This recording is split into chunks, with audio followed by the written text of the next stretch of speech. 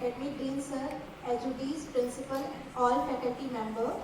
I, Divya Sharma, Assistant Professor Optometry at Faculty of Science. As a member of Faculty Development Program, I am here to give a presentation on the topic of common I diseases, it means common ocular diseases. अब आप लोग सोच रहे होंगे कि मैंने ये topic क्यों किया, क्योंकि आई में होने वाली 70 से 80% जो बीमारियां होती है वो प्रिवेंटेबल होती है, आप उनको होने से पहले रोक सकते हो। तो अगर आपको ये पता चल जाए कि हाँ हमें ये बीमारी का सिम्टम है, तो आप उसके लिए अपने आप को प्रिवेंट करोगे ताकि वो डिसीज जो है वो आगे ग्रोथ ना हो सके, आप उसको वहीं पे रोक सकें।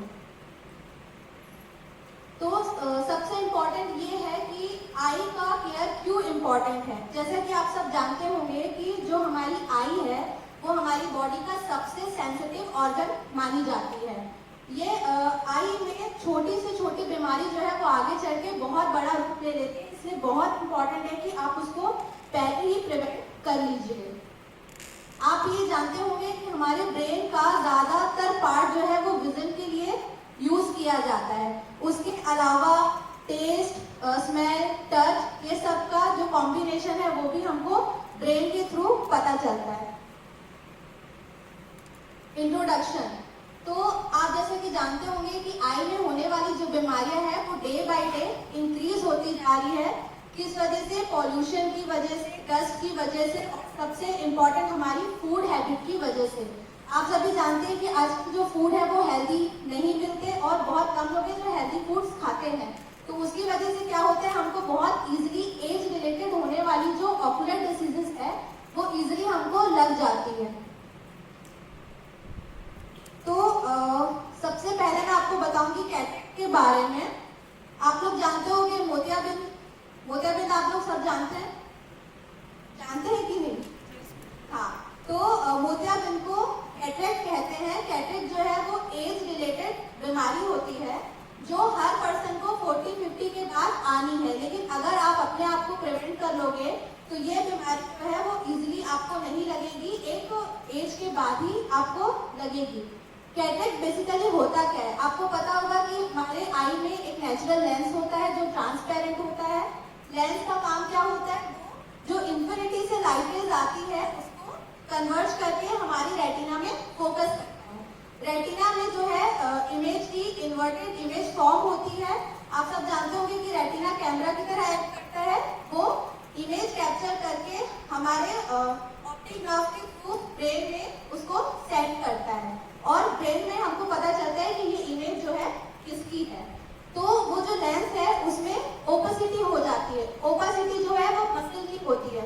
जैसे कि आपको पता होगा कि आपकी बॉडी में जब मसल जो ग्रोथ होता है उसकी वजह से ओबेसिटी होती है, आप मोटे हो जाते हैं।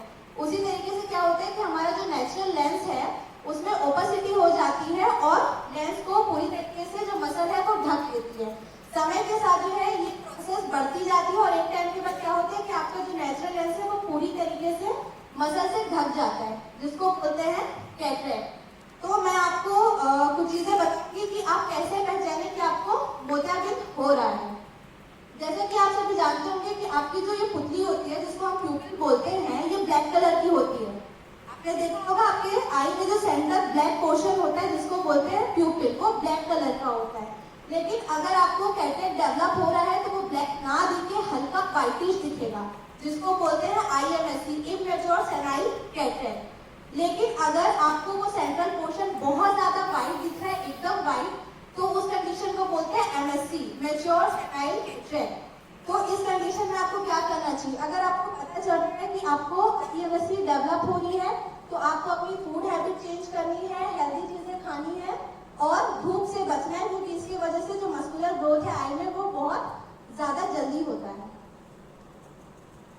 प्रिवेंशन, कि कैसे आप अपने आप को प्रिवेंट कर सकते हो कैटरेक्ट से।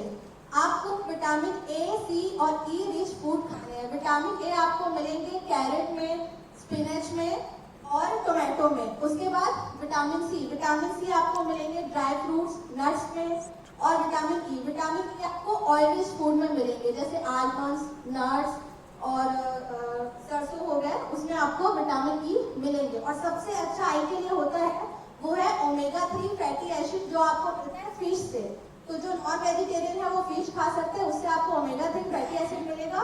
ये कैटरेक्ट के लिए सबसे अच्छा प्रिवेंशन होता है। उसके बाद होता है ग्लूकोमा, जिसको काला मोतियाबिंद बोलते हैं।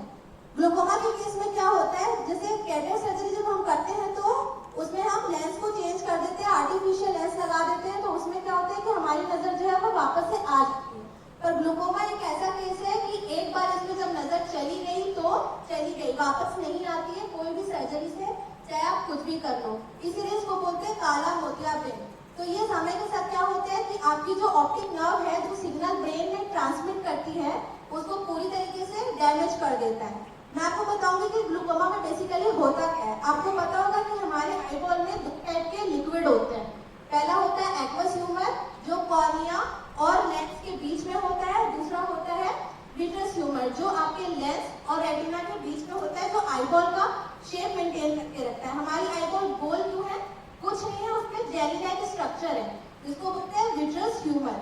तो एक्वस ह्यूमर क्या होता है कि सीलियरी मसल से बनता है, और हमारा जो ये वाला पोर्शन है साइड से, यहाँ से पुल होते हैं जहाँ से वो ड्रेनेज हो जाता है। पर ग्लूकोमा के केस में क्या होता है कि जो ड्रेनेज सिस्टम है वो नहीं हो पाता है। क्यों?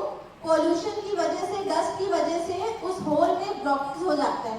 उस वजह से जो हमारा एक्वस ह्यूमर है वो ड्रेनेज नहीं हो पाता है। इस वजह से ग्लूकोमा कॉज होता है। अब आपको पता होगा कि बलून में हम हद से ज्यादा हवा भर देंगे तो क्या होगा?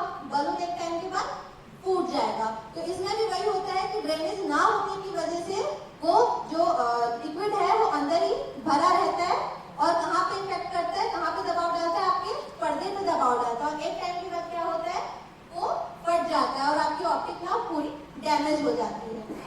इसको अगर इसमें आपकी नजर चली गई है तो हम उसको वापस तो